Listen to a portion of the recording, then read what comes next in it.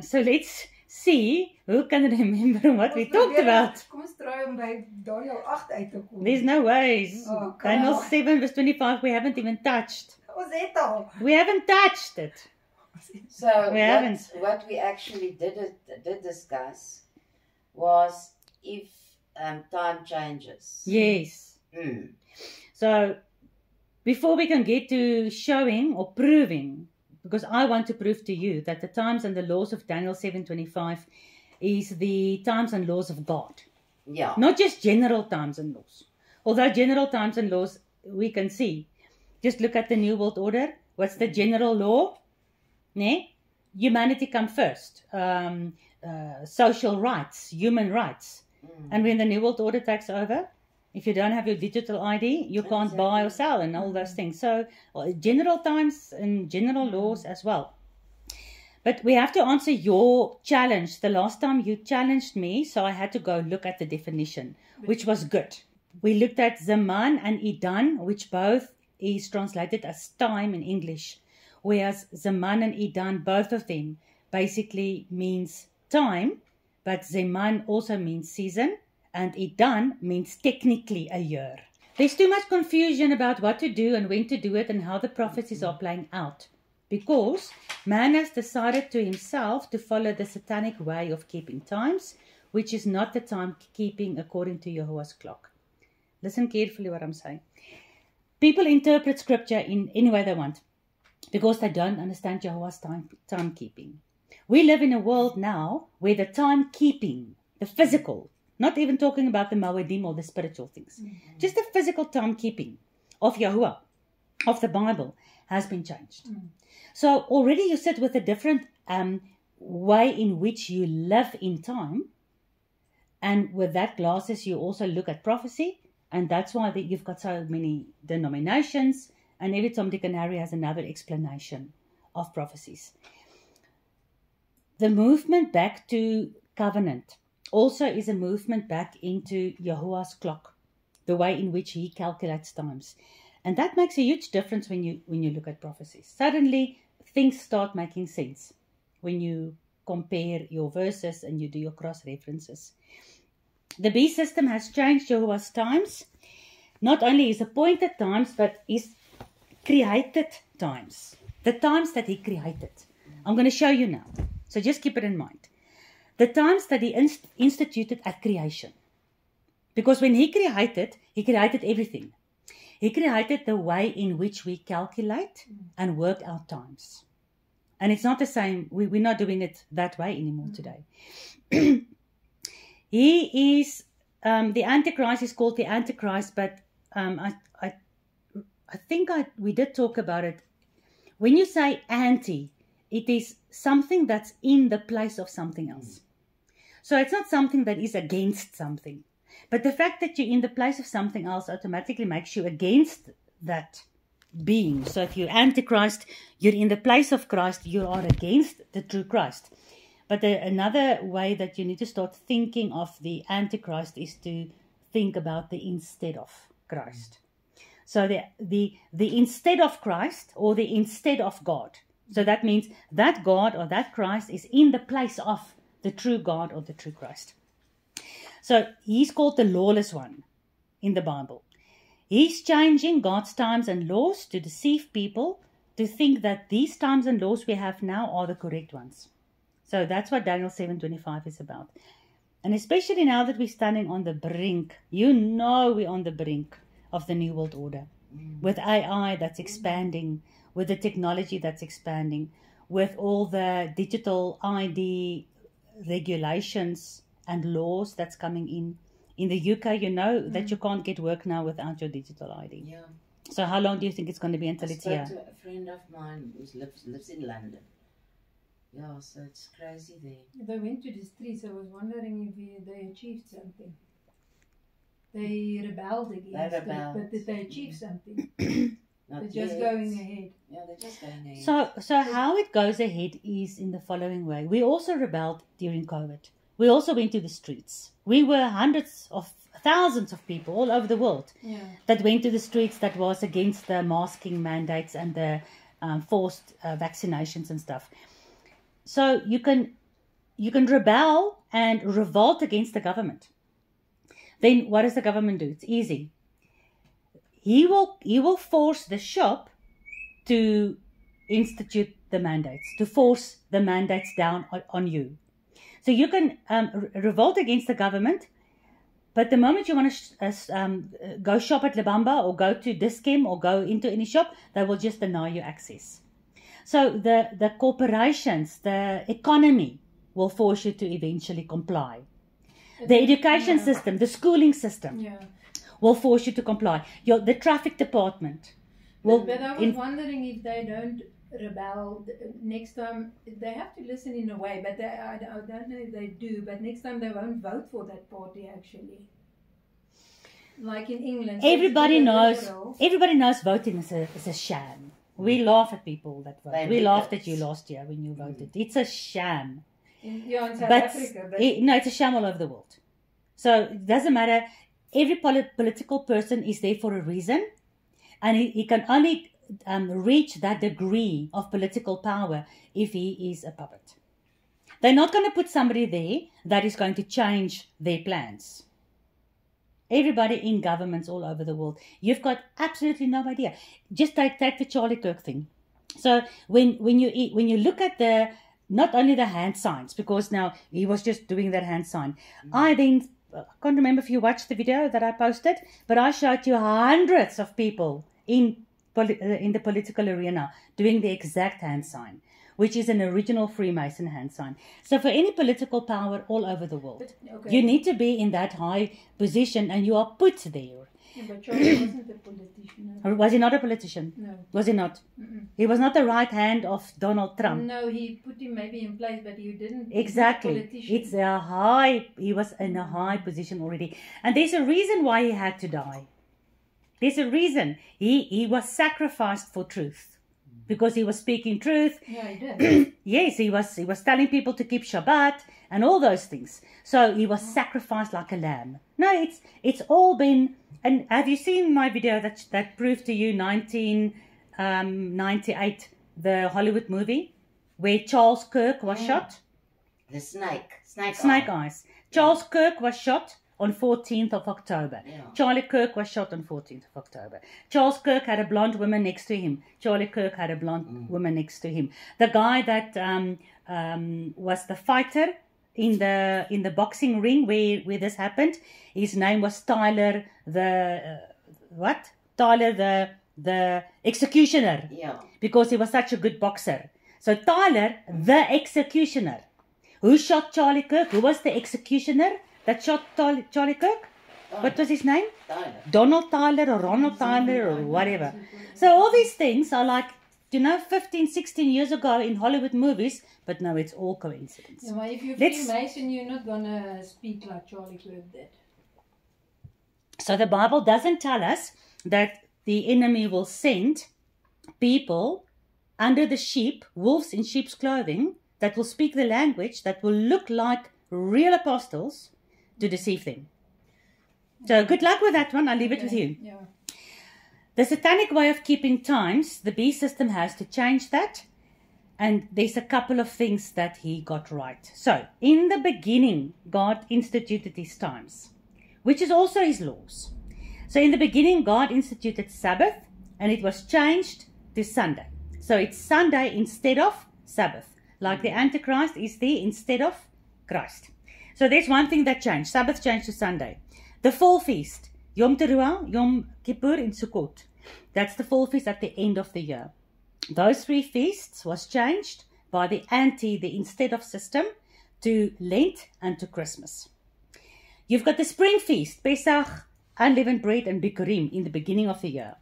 That was changed to New Year's in the beginning of the year, and you've got your Easter and all those holidays. Shavuot was changed to the New Testamental Pentecost, where they say the new church was born. So I'm giving you what God instituted, and we are no longer doing that today. The world is not doing Sabbath, or the fall feast, or the spring feast, or Shavuot. The world is doing Sunday, Christmas, and Easter, and Lent, and New Year's Day, and Pentecost. So is Pentecost not the Greek for Shavuot? Yes, but in the church system, Pentecost is preached as the birth of the New Testament church. At Pentecost, for the first time ever, the Holy Ghost was given. And there's the New Testament born, and this New Testament church is totally different to the Old Testament church. It's a change. There's Satan, the little horn, changes the times and the laws. I'm proving to you all of this. I'm continuing. Creation's at the beginning. When did the day start? During creation. Evening. When does day start today? When the In the light comes morning. out. No? 12 Sun. o'clock at night. 12 o'clock at night. Oh, of course. So, you see, God's clock starts at evening, at sunset. This system we're in now, clock starts at 12 o'clock. They say instead of clock. So you've got you've got Sunday instead of Sabbath. You've got Christmas instead of the fall feast. You've got Ishtar instead of the spring feast. You've got Pentecost instead of Shavuot. And you've got 12 o'clock at midnight instead of sundown for the day to start. Then, Yahweh's calendar starts when? 1st of January. No. In October I somewhere. think. You're thinking of Yom Teruah, which is called Rosh Hashanah. Mm. Rosh Hashanah is not the beginning of the year. It's the 7th month. Yeah. Ne? It's September, October. It's actually the 7th month, which is Yom Teruah. The Jews call it Rosh Hashanah because they say that creation was done during Yom Teruah. So they count the years from Yom Teruah to Yom Teruah. So when the Jews say we are now in the year 5768 or 86, it's since that first Yom Teruah up to today. But the beginning of the calendar year is when? For the Jews now. No, for the Bible. For when God instituted it. When He said, this will be the beginning of the year for you. 1 Aviv. Which is 14 days later you've got Pesach. Pesach is in the month of Aviv. So remember? It's in March. March, April. So Pesach, Bikurim, and unleavened bread is in the beginning of the year. So Yahweh said, so His creation calendar is from 1 Aviv for 12 months. And during the 12 months, you've got your 7 feast days. And then at the end of your 12 months, your 1 Aviv starts again. But how has it changed? What is the instead of calendar? 1st of January. So do the Jews celebrate 1 Aviv? Yes, of course. We do as well. Okay. Because 1 Aviv, when do you start counting 1 Aviv? Say 14 days after Pesach. No, What is it? Pesach is 14 days after 1 Aviv. Oh, okay. So then 14 So days before. you look at the equinoxes of the sun. So because He gave the sun and the moon and the stars for signs, seasons, times, days, and years. So we look at the heavenly calendar, the heavenly clock. The sun is our hour hand. The moon is our minute hand. And then the stars goes in the background with the 12 constellations. It's beautiful. So that's how Abraham and those guys could keep exactly the same clock that we Jews and Messianics, the Hebrews, are keeping today. But the world, we have to have 2 calendars. Why? We have to have a biblical calendar that starts at sunset. We do Shabbat, we do all these feast days, and we start counting from evening to evening, and we count the calendar year from 1 Aviv. But we need a worldly calendar as well. Because if I count, remember when Yeshua died, they said he died in the 9th hour, was it not? 6, I think. Yeah, not sure. But Yeah. I think it was the 9th hour. From the 6th hour to the 9th hour, it was yeah. dark. Yeah. So what is the 9th hour? So they count from sunrise. The day is 24 hours. The day starts at sunset. But when you count your hours to say where you are in the day, then you count it from sunrise. But the world system counts from 12 o'clock at night. You can see where the confusion comes. Just to think about the 3 days and 3 nights. The Roman, and remember the Roman is the 2 legs of Daniel's statue, ne? The Roman calendar, what calendar we keeping? We're keeping the Roman calendar. They can never explain 3 days and 3 nights because the concept of calculating time is from 12 o'clock at night. How do you work out 3 days and 3 nights? Because in the biblical calendar, he was put into the grave before sunset. So he was the full day of that Pesach day. He was that night when he went into the grave before sunset to the following night was a full 24-hour day. Now you can't get that in the Roman calendar. That's why they have to make excuses for all the beliefs they have, because they can't explain their beliefs from Scripture. But if you return to the times and the laws of God, suddenly you can explain Scripture. And you can explain, you can't explain why you're keeping Good Friday and Easter Sunday. And then you realize, okay, it must be 3 days and 3 nights. And then you go back and say, oh, one Aviv was on a Wednesday. And then he went to the grave. And then it's 3 days and 3 nights. And he woke up on Shabbat, when Shabbat started. Because the next morning before the sun came up, he was already gone. So now suddenly things start making sense. What else changed? So 1 Aviv changed to 1 January. And who's January named after? Janus. The two-faced God. What else changed? What was the names of the week? When Yahuwah created, what was the names of the week? Sorry, the names of the day. The days of the week. 1, 2, 3, Yeah, they called it Shabbat. And then day 1 after Shabbat, day 2 after Shabbat, day 3, day 4, day 5, day 6, Shabbat. But these things have already been changed in the Babylonian time. Exactly, because Yeshua even said, the Antichrist system is since the beginning. It's since the serpent. The final beast, the final little horn, comes up amongst all the other horns. Comes out of what? The statue. Remember the 10 toes? It's the same as the 10 horns of the beast. And what are the other elements of that statue and that beast? Babylon, Persia, Greek, Rome. So what you're saying is exactly true. You need to remember that. you need to remember that the little horn that's going to change and make the final changes in the end of God's times and laws has been busy changing God's times and laws out of the old Babylonian times. But therefore, I don't understand if it says at the end of days, when the Antichrist comes, he will change times and laws, but it's already been changed long ago. Because he comes out of what? He comes out of a system that he is now the head of. And that system had to bring in the whore of Babylon. She's not a new woman that will appear only in Revelation. The whore of Babylon is since Nimrod's time. The female goddess Babylonian system that seduces God's people to worship Baal. You've got Semiramis, you've got Jezebel, you've got in Jeremiah, where it says Jerusalem basically became the whore of Babylon. Changing the worship of Yahuwah in Yahuwah's beautiful own city, changing it to idolatry. So that's why the Antichrist is going to sit in Jerusalem, and that it will be the worst idolatry. Now, it's an ancient system. And remember, there's nothing new under the sun, the Bible says. Number 1. Number 2, Yahweh says he declares everything in the end out of the beginning. So that proves your point. Things are not going to change suddenly in the end.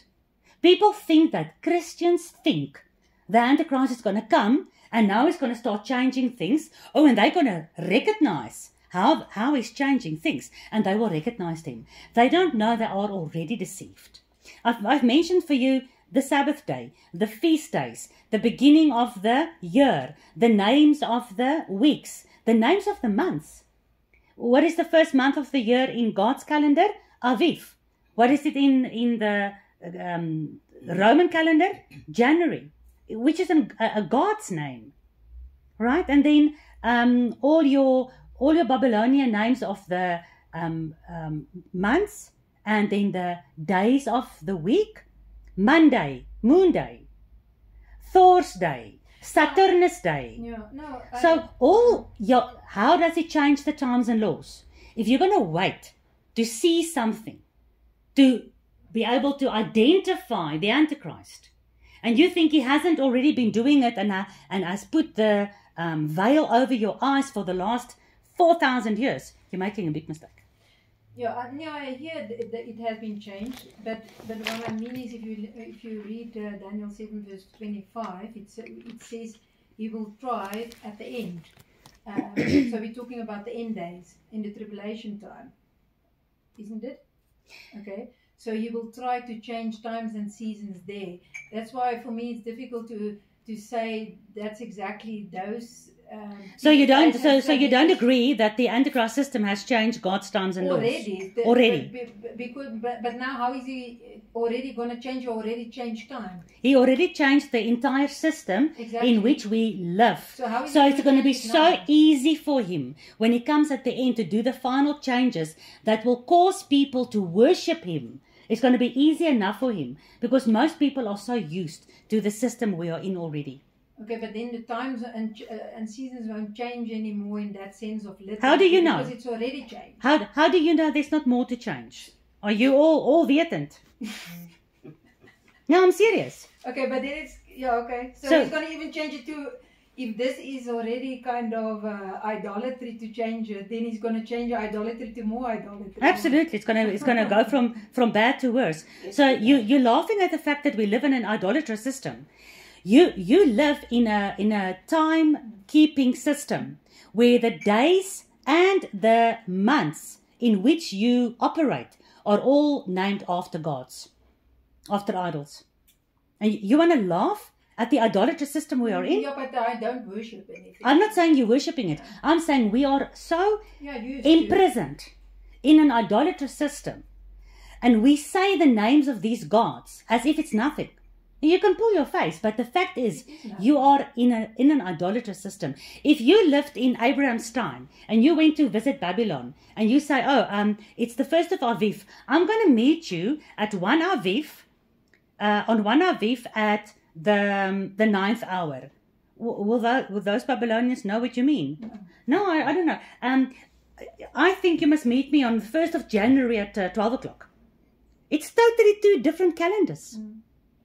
So, do you agree or don't you agree that Yahuwah's calendar that he instituted has been changed into what we are living in today? Yes, and we have, all of us, have been cooked in this pot for a couple of thousands of years. The whole humanity has been cooking in this pot for a couple of thousand of years. So, when Daniel speaks, if you look at everything we've discussed over the last couple of months, is he talking about all of this is going to happen exactly at the end? Why on earth would Yahuwah then give him this whole explanation of this entire beast system?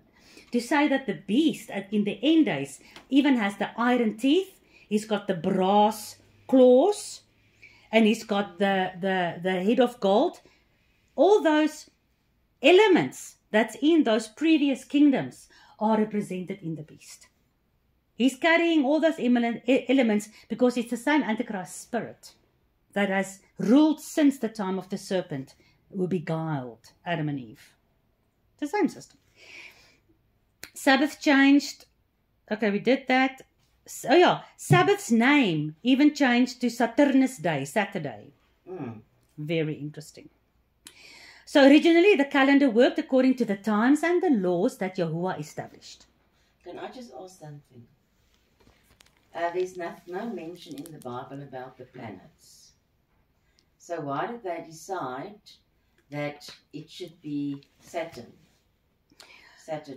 So the names of the planets are very mighty gods. It's not just your average god. It's your very, very high gods. Your Venus, your Saturnus, your Pluto. So it goes back to the gods. So it goes back to the fallen angel gods. Because remember what Peter says? Wandering stars. Yes. Who are the deceiving spirits. And when you look at the Greek word for that deceiving spirits, you get planos. The word that you get that the Roman Catholic Church translated as the planets. Okay. And then there are some of these new Bibles that I say you can use it as toilet paper. Some of them will say the planets are moving in the sky. And when you go to the original Greek word, it will say Masaroth. So what is Mazzaroth? It's the constellations. It's the 12 constellations. Now the 12 constellations are fixed. planets move. There are wandering stars. The Bible tells you, and Enoch tells you, there are wandering stars. So we are not denying the existence of planets, but we are denying the fact that Yahweh made them. Yahweh made the Mazzaroth and the Kochavim, which are the stars in heaven, which is fixed. In Egypt, 4,000 years ago, they could draw all the Mazzaroth. Now, people draw the Mazzaroth, the constellations, they're still exactly the same. Those stars in that, in that composition, how Orion looks. How Orion looks today is how Orion looked to the Babylonians and to the Chaldeans and to the Mesopotamians 5,500 years ago. They still look exactly the same. That constellations did not move 1 inch. And those constellations don't have pagan names. But the planets, if you read Peter and you read Jude and you read Enoch, then Yahweh has put some of those very high fallen angels imprisoned in the firmament. And they are called the planos, the planetes. And that's why they've got these high god names. Because those are the gods of the ancient times. Not a planet. No? Okay. I think we must move on. No, show me in the Bible where Earth is a planet. So, originally the calendar worked as God says it worked. But now we work according to another calendar, and that's our problem. That's our mistake. So many people are turning back to Yahweh's calendar. Even if you don't follow the Sabbath and the feast days and the things, just to, on a scientific level, when people turn back to the biblical calendar, they actually discover so many amazing things, even when it's not for religious reasons. A lot of scientists are actually working out stuff in history better because they went back to the original clock. We can see the proof of this pagan calendar by just opening your calendar you have on your phone. So, how can I prove to you? I want to tell you something interesting.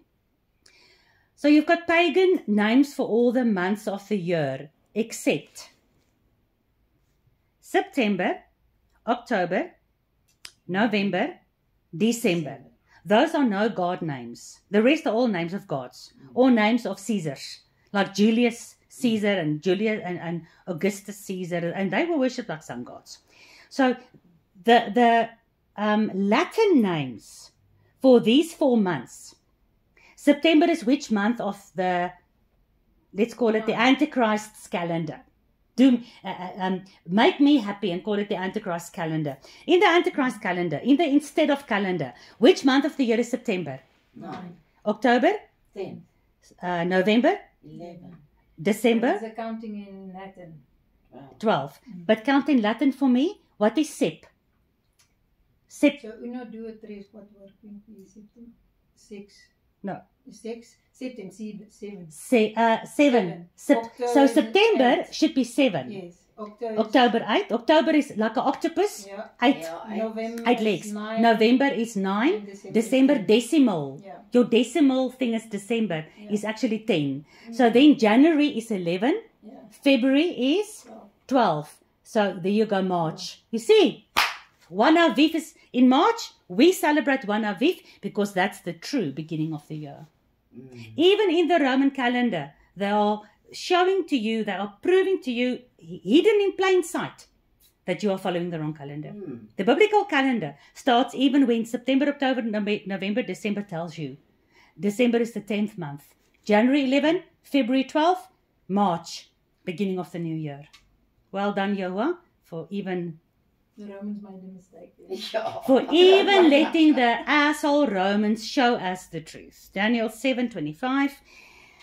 Besides speaking great words against Elohim and blasphemy, he'll wear out the saints. We discussed that, remember? He changes the times and laws.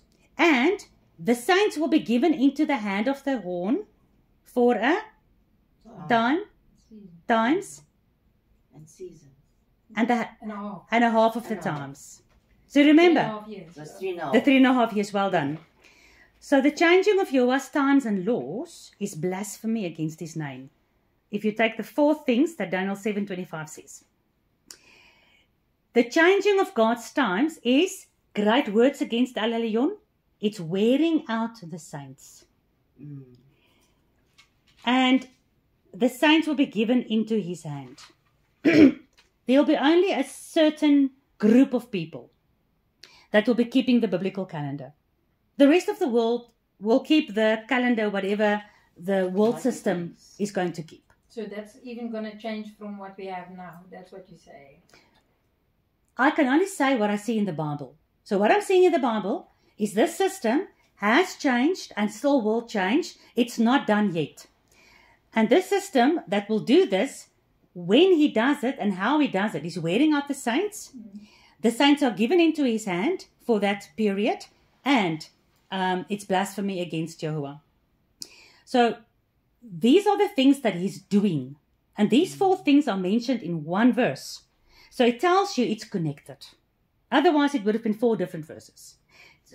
It's all in one verse.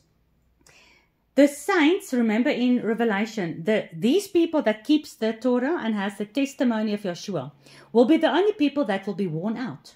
The rest of the world's not going to worry. The rest of the world's not going to become tired of this. These people are the only ones who will be persecuted. That's what the Bible says. He will only persecute the saints.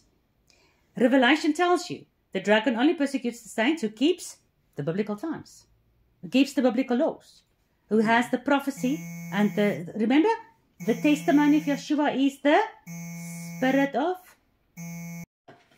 Okay, so the testimony of Yeshua is the spirit of prophecy. So it's not when you stand up in church to say what Jesus have done for you. That's not the testimony you're going to be persecuted for. You're going to be persecuted for the testimony of Yeshua. Because where is Yeshua? In the beginning was the Word of God. And the Word was with God, and the Word was God. So this testimony of Yeshua is what the saints will keep all the way through the persecution and the tribulation. And that's why they will be persecuted. Because they will be different to what the world says. Yeah, but the prophecy of Yeshua, isn't that actually, you are saying actually you believe in Yeshua as your Savior? Of course, but why do you... from the beginning. Exactly, so why do you believe in Yeshua as your Savior? If Moses and the prophets did not prophesy this specific Savior, how do you even know Yeshua was the Savior? There was many Messiahs, even in Yeshua's time. But at the end time we know... But then how do you have the confidence of your witness? How can you confidently say that man 2,000 years ago, that was the Savior? If it wasn't prophesied for the previous 4,000 years. But what I mean is, let's say the Antichrist is to meet there. And it's like, well, some people are already actually dying for their belief, like in Nigeria. So let's say another belief say, okay, well, if you don't convert to another belief, so you believe in Yeshua, then we'll cut off your head. Isn't that kind of... Then you say, I do believe in Yeshua. Okay, the problem with... Isn't that the prophecy of Yeshua? No, it says that you believe in Yeshua, but most of those people are currently in an isolated country being murdered. It's either your North Korea or your Islamic countries. What Daniel and Revelation talks about is worldwide. But that's what I understand actually. Isn't that the proper? Yeah, worldwide. But isn't okay? That the I don't know. What does the Bible say? The Bible says those who keep the Torah and have the testimony of Yeshua will be persecuted. What did you just read? What is the testimony of Yeshua? It is the spirit of prophecy. Now you go back to the Old Testament and you read all about the spirit of prophecy. All about the word of God that came to the prophets, that prophesied about the end days and about the true Messiah. Is the true Messiah the Messiah of the Sunday, the Christmas, Easter? Or is the true Messiah the one that was the same, unchanged as God's times and laws was in the beginning? See, that's the thing where we are never going to see eye to eye. Because the world there's people now that's willing to die for Jesus. It's not a problem. But I just showed you the changing of God's times and laws from Sabbath to Sunday, from 1 Aviv to 1 January, from the fall feast to Christmas, from the spring feast to Easter, from Aviv to January, from day 1, day 2, day 3 to Monday, Tuesday, Wednesday. So the Jesus in the world system that's being worshipped, is it the Jesus of 1 Aviv? Is it the Jesus of Christmas? The Jesus of Sunday? Wait, let me finish. Is it the Jesus of Sunday, Christmas, Easter, and all those things? Or is it the Yeshua of Aviv and Pesach and Shavuot and Sabbath? It's Jesus on the Yeshua on the cross. But Yeshua on the cross on Friday, resurrecting on Sunday. It's not the same as Yeshua on the cross, 3 days and 3 nights. Let's not go there again, because that's why we could never finish. I've proven over and over, and I'm proving it now again. The Yeshua of this biblical calendar that I just showed you, and you agree, we are in a different calendar to what God created. Now, Yeshua is from the beginning with God. He kept all those times and laws. His apostles kept all the times and laws. All the way to the end, there's a small group of people that keeps those times and laws. The rest of the world thinks it doesn't matter. So if you're part of the world that thinks it doesn't matter, let's not argue about it. You continue thinking that. Okay. So, but I just want to ask, so the martyrs in the time of Nero, they already kind of changed in any way. Can you show me where the martyrs in the time of Nero kept Sunday instead of Shabbat? Let's take, for example, Justin Martyr. Okay, I don't know if you, I think he was 100, he's born 100 AD. So if you're going to go back into that now and you want to start a whole new argument that's going to take 6 years, we're never going to get finished. Okay, but I just want to say what he did, I think, would be at the end of times. So I think the Roman emperor also said, because they wanted to be worshipped like God. So if you don't worship and kind of the emperor, you will die. So even the Muslims who didn't want to, let's say there was Muslims and they didn't want to worship Nero. No, but he prophesied about Yeshua. Well, prophesied, he had the testimony of Yeshua, so he believed. So it's different from the Muslims. No, he can believe all he wants. The fact is, he was already in the Roman system. He already changed from God's biblical calendar to the Roman calendar. Don't you agree? Yeah, but so he changed from Sabbath to Sunday. Yeah, but he changed from the feast days to Christmas and Easter. He died for nothing, kind of. I don't know. You'll have to see. If we are all part of the resurrection, we'll have to see at the end of the day. Because all I know is the Bible says the Antichrist is the lawless one, not Yeshua. Yeshua did never say, I'm here to change my father's times and laws. The Antichrist is here to change the times and laws. Yeshua says, none of you must say, I came to change a yot or a tittle. The Antichrist is changing Yahuwah's laws. But the Christian church says, no, Jesus changed the times and laws. So continue believing that. Let's stop arguing about it. Because we'll argue until the moon goes black. Because the Jesus the Christian church believes in, he's the one that changed the laws for them. So according to the biblical definition, he's the Antichrist. That's a big thing, and I'll stand by that, because I can see that who changes the times and laws? The Antichrist. Who changed the Sabbath to Sunday? Well, Jesus did, so he's the Antichrist. No, Yeshua, the Messiah, who died on the execution stake on Pesach, who gave us the Ruach HaKodesh on Shavuot, and who's coming back on Yom Teruah, he did not change the times and laws. That's still the same as it was in the beginning. This is the verse, in this verse, that those who keep God's times and laws, the beast will persecute them. And we can see that in this verse. This is the verse that summarizes the entire plan of Satan. Daniel 7:25 is extremely pivotal. Pivotal. Yeah. Pivotal. If you don't understand how important this verse is, then it's gonna, like on what is die weegskaal, on that balance, on the balance scale. The balance scale will just remain straight. You'll not see the huge difference between God's kingdom and the satanic kingdom. You will not see it. Daniel 7:25 is pivotal. So if you think that the times and the laws, everything I explained in the last 30 minutes is not important, then this balance scale is still straight. But when you see how important and how describing Daniel 7:25 is for the Antichrist system, then suddenly you say, oh my gosh, look at this huge difference between the biblical calendar and what we are used to already. And then you suddenly see how the world has already been deceived for thousands of years, and we did not even realize it. Daniel 7:25. He's going to change the times and laws. We did that. He has done all that already that I explained to you. And the whole world, except the Jewish people, have ignored the biblical or the creational times and laws. It's only the Jews for the last, 2,000 years? Because in the time of Yeshua, well, there was only Jews.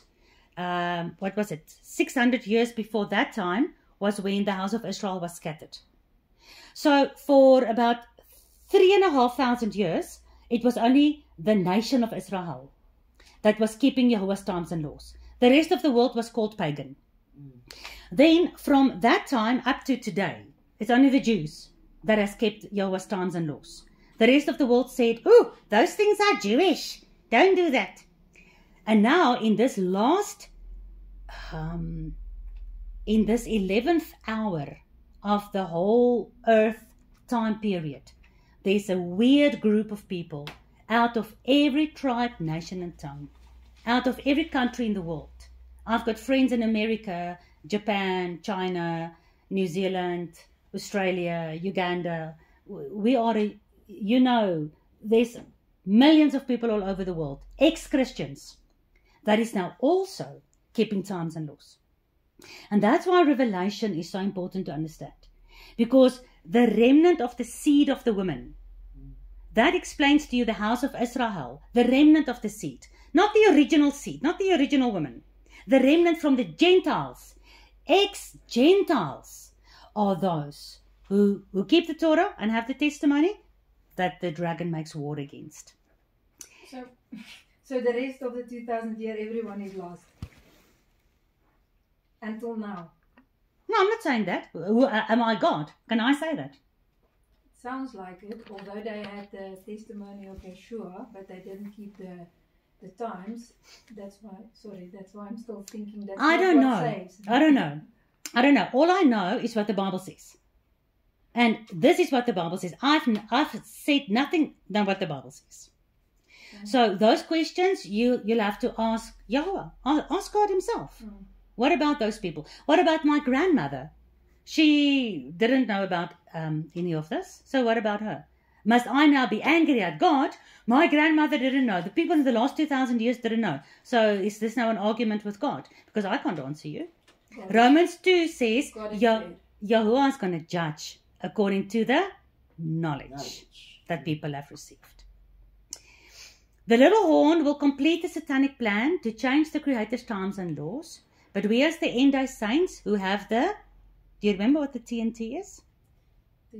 Testimony and Torah. Yeah. So, who are keeping God's times and laws, where our testimony and witness is rooted. Remember we looked at light and darkness a couple of weeks ago? Our testimony is rooted in light. Let there be light. So we must not be fooled. Therefore we need to know what the mark of God is. What is the mark of God? According to the Bible, not your opinion.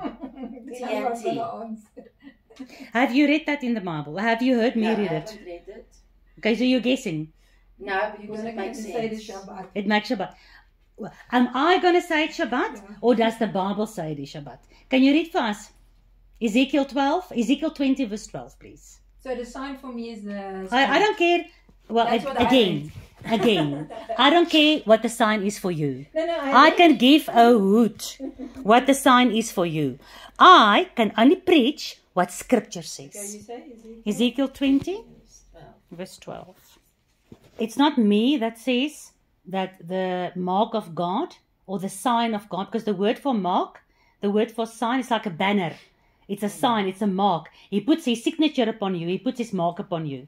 It's not me that says the mark of God is his TNT, the Torah and the testimony, which is of which the biblical calendar is a massive part.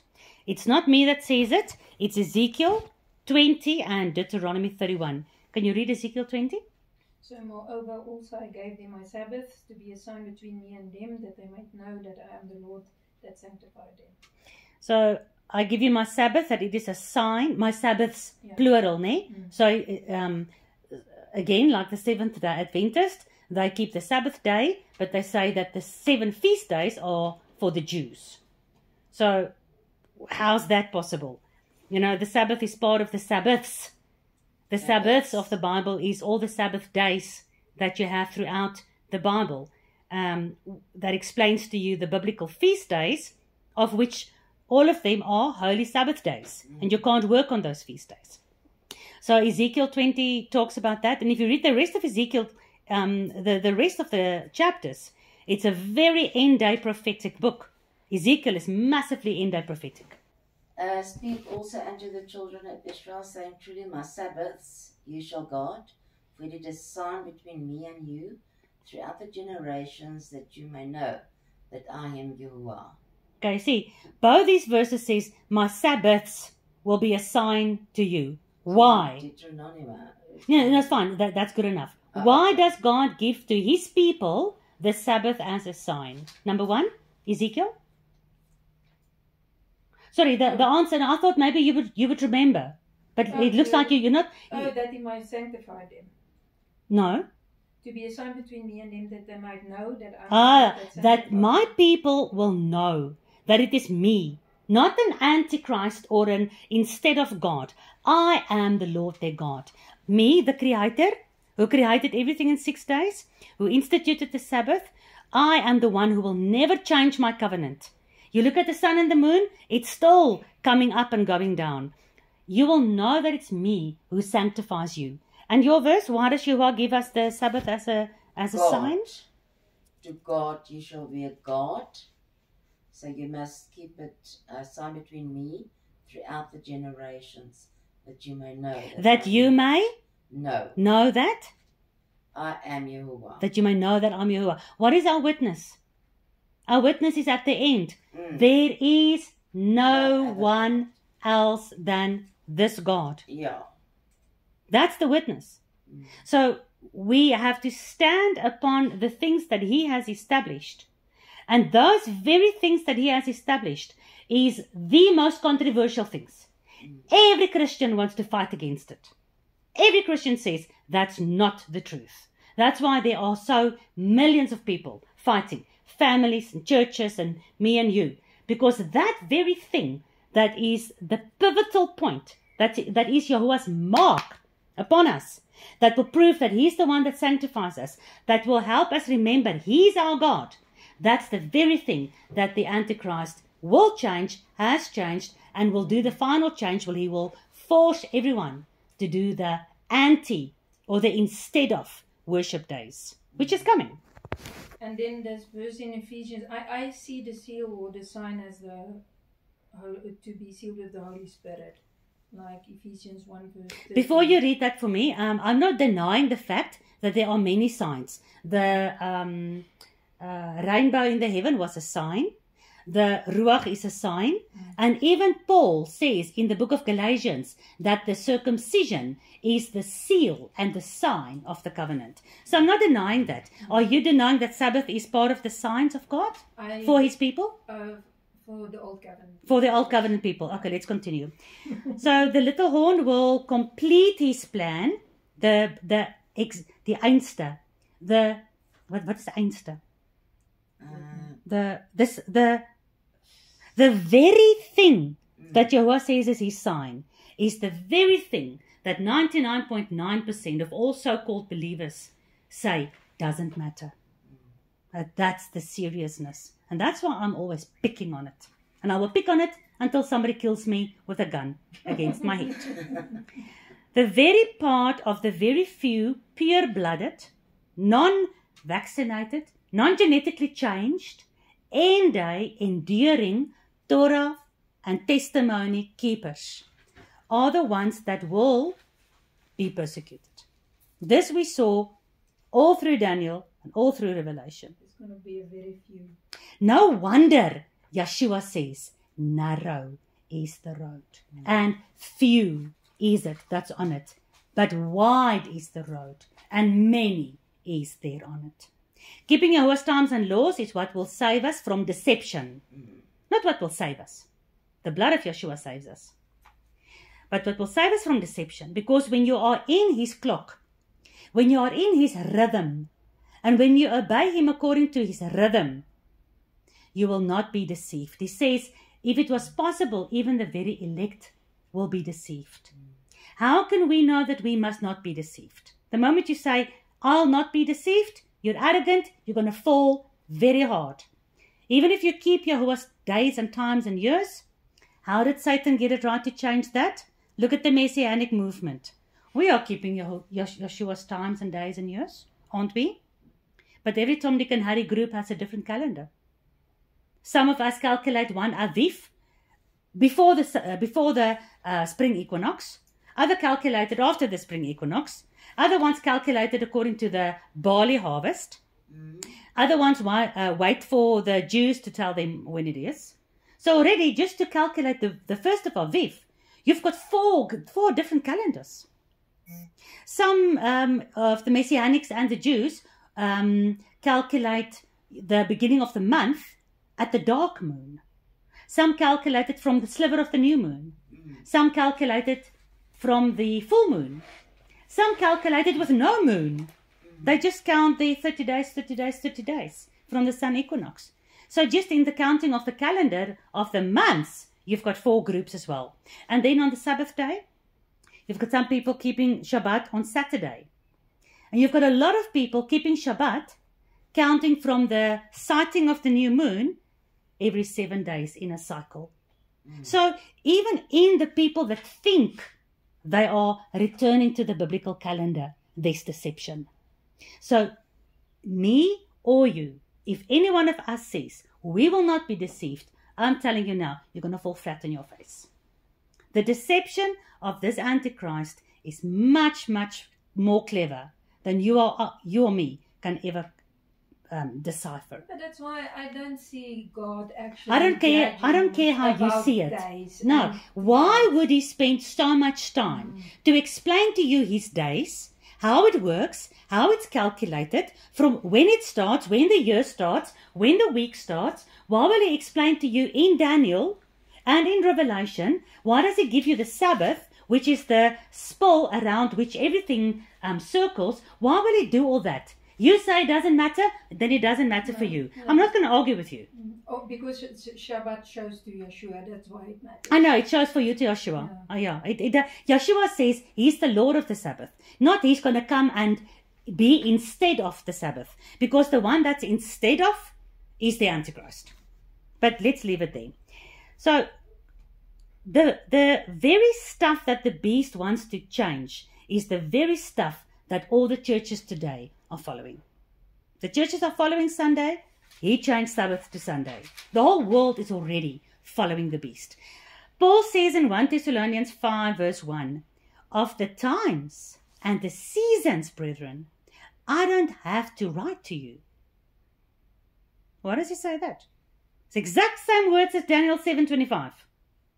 Just repeat in ways there. 1 Thessalonians 5 verse 1. You're not going to find the answer in the verse because he's saying he's not going to write to them. Isn't it that he's saying we mustn't try to make, dates kind of, but Yeshua told us in any way what to look out for? Not too bad. Or if you look at verse 2, you yourself know perfectly the day of Yahuwah comes as a thief in the night. When they will say to you peace and safety, then sudden destruction comes upon them. What is Trump's slogan? Peace and security. Then sudden destruction comes upon them. As travail upon a woman with child, they will not escape. But you, brethren, are not in darkness. Remember what a couple of weeks ago, we spent a lot of time about darkness and light. What was my main verse? Isaiah 8 verse 20. If they don't speak according to the Torah and the testimonies, there is no light in them. And if there's no light in them, then there is darkness. So he says here, you are not in darkness. So what is he saying? You are in the light. So what does that mean? They know the times and the seasons from the Torah and the prophets. The same times and seasons that Daniel is talking about. That's why he doesn't have to write to them, because they know their Bible. And he's not writing to them, he's reminding them, you know the times and seasons. I don't have to remind you. But I just want to remind you of this thing. Remember, when they start telling you peace and security, that's when sudden destruction is going to come. And then you must be ready so that you are not overtaken as a thief in the night. How can you not be overtaken by the thief in the night? Be prepared. Lovely. Be prepared. How can you be prepared? How does the believers that are returning to the biblical calendar, how are we prepared?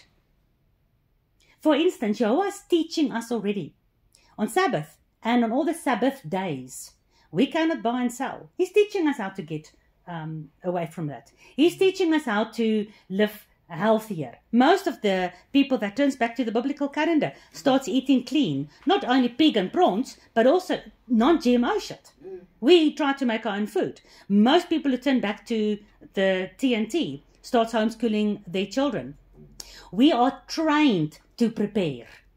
We prepare every week. For 6 days we work. We prepare. We make sure we have to buy food, we have to get our petrol, we have to do all these things because when Shabbat comes, we can't do it. So we are already, every week, we are trying to prepare. We prepare a year in advance for the feast days. The people in the city who works for bosses, they have to put in leave.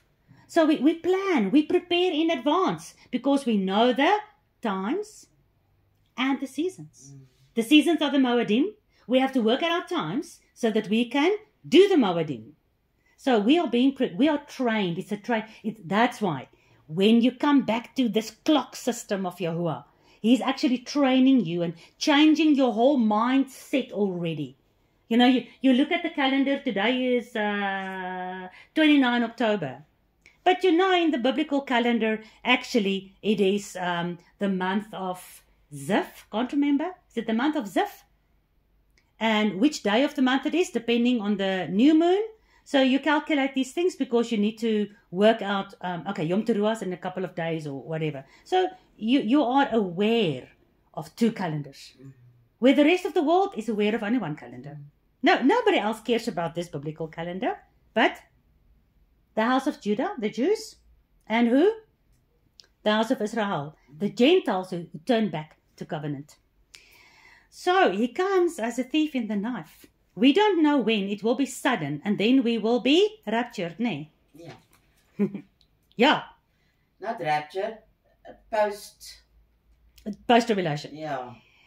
So it says specifically, verse 4, tell me why you think I spent so much time in session 2 to show to you that like Yeshua said, the truth that will shine as a light in the darkness in the end will be back to Moses and the prophets.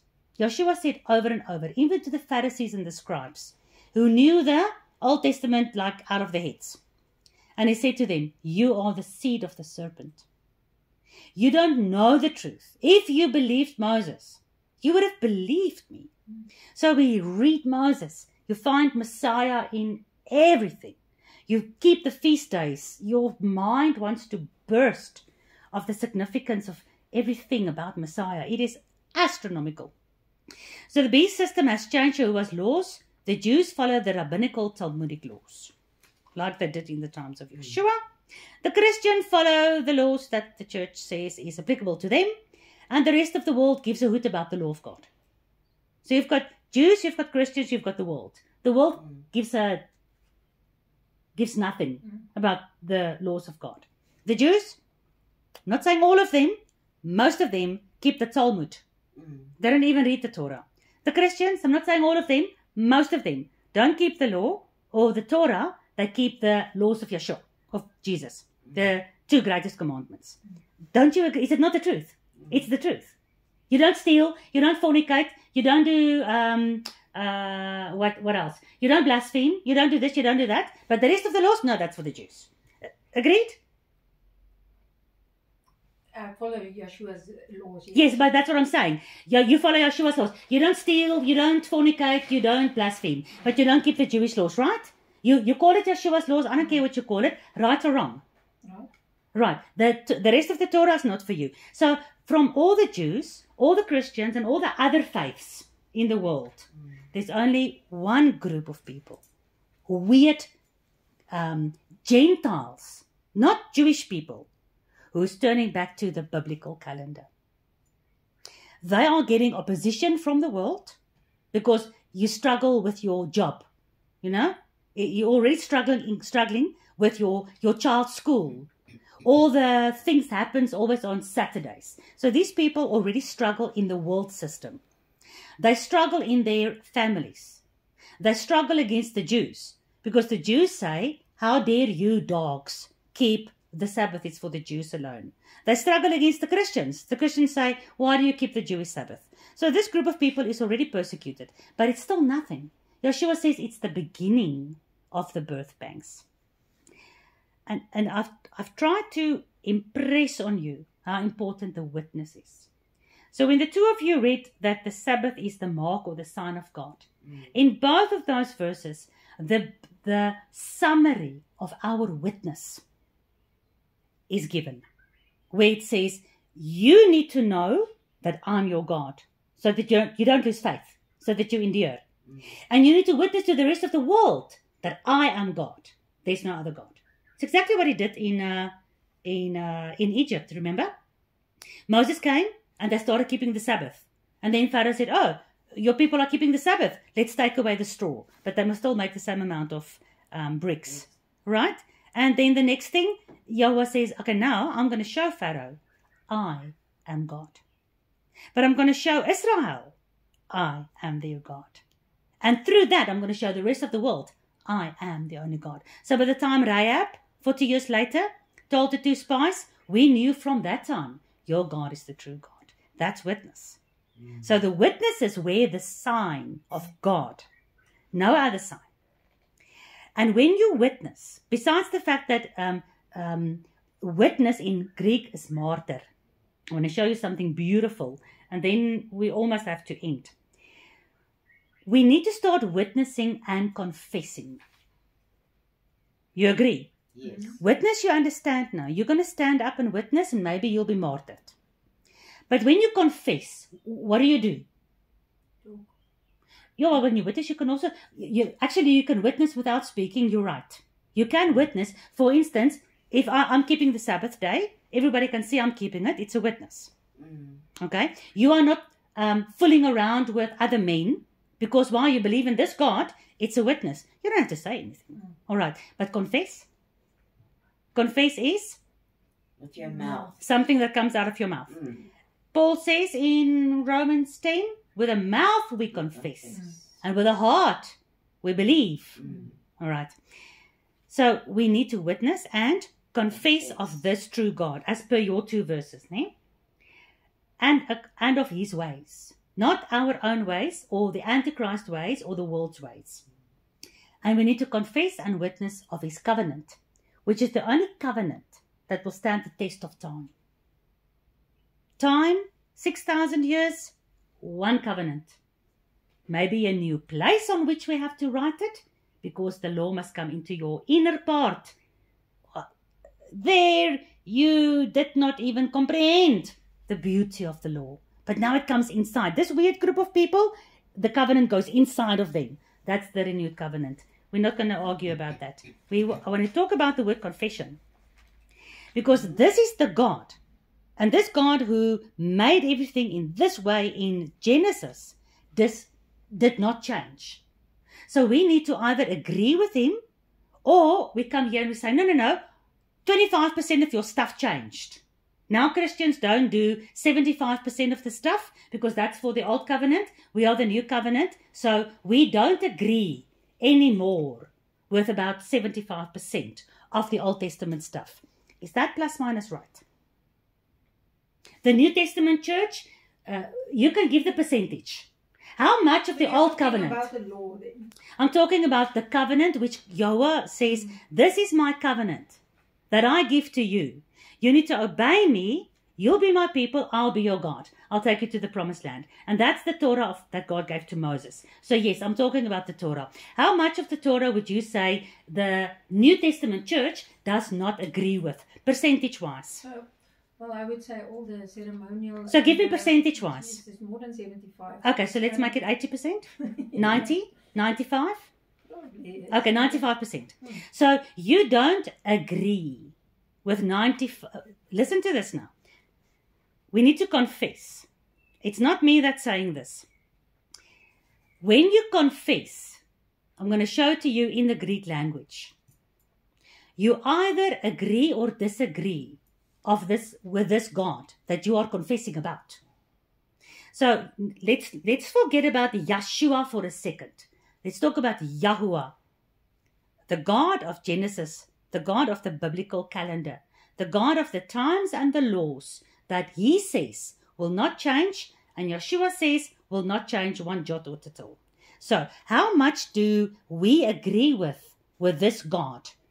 Do we agree 75%, 100%, or do we agree only 5%? So when the New Testament church say that 95% of this God's covenant is not for them, it was for Israel. It's not for them. That means they agree with 5% of this God. It's fulfilled. There's nothing. I don't care what it is. I don't care what you call it. You agree. Throw it away. No, it doesn't matter. But you physically agree with 5% or less.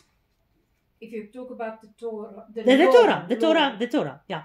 I suppose it is. Let's say the 10 Commandments. Okay, so percentage was 5%. Yeah, and how much is it? 600? It doesn't matter. Doesn't matter. So confession in the covenant and in the God of the covenant, in the Greek, is homologios. To confess is homologios. What does homosexual mean? Same. Same sex. Heterosexual? Different sex. Homo thus means same. Same. Do you agree? What is logic? Logic. What is logos? Law? Not Word. Word. Yeah, law, covenant, logic. Yeah. Absolutely. So to confess, you must homologios. You must have the same word. And I end with that for today. I remind you, we were busy with Daniel 7:25. Whether you agree with it or not, it's really fine. I need to say what I'm reading. And whether I read Greek or Hebrew, if we are not going to have a homologios with the times and the seasons that Paul says to the people that know and that agree with God, that knows the Torah and the prophets, that has the TNT. He says, I don't have to write to you anything. You know all this already. You are good Bereans. You study the Torah and the testimony to see if everything I say is true. If we're not going to start homologios with that covenant, what will our testimony and confession be? That's when people are going to stand up and say, and think that when they testify of Yeshua, oh, I believe in Jesus. Which one? The one that's born on 25 December. That's good. I'm going to leave that to God to sort out. All I'm saying is the people that have the Torah and the testimony of Yeshua from the Torah and the prophets, those are the end day saints. And I'm seeing in Daniel 7:25, those are the saints that is worn out through the changing of the times and the seasons of the little horn. Here a little, there a little. I've given you a lot that comes together. I've not given you my opinion once. I gave you scripture. I gave you Greek definitions. I asked you questions that you answered. So keep that in mind every time that something comes with what you don't agree. And be honest. Ask yourself the questions I'm asking. And then find your answer in scripture, not in how you see it. That's my advice for you as the end day saints who needs to start being trained to endure. Because I'm telling you now, time is short. Not for the rapture or the second coming or the whatever. Time is short for the giving of the saints into the hand of the Antichrist for the times, and half a time. And I want you next to me confessing and witnessing, even if they chop off our heads. Amen. Amen.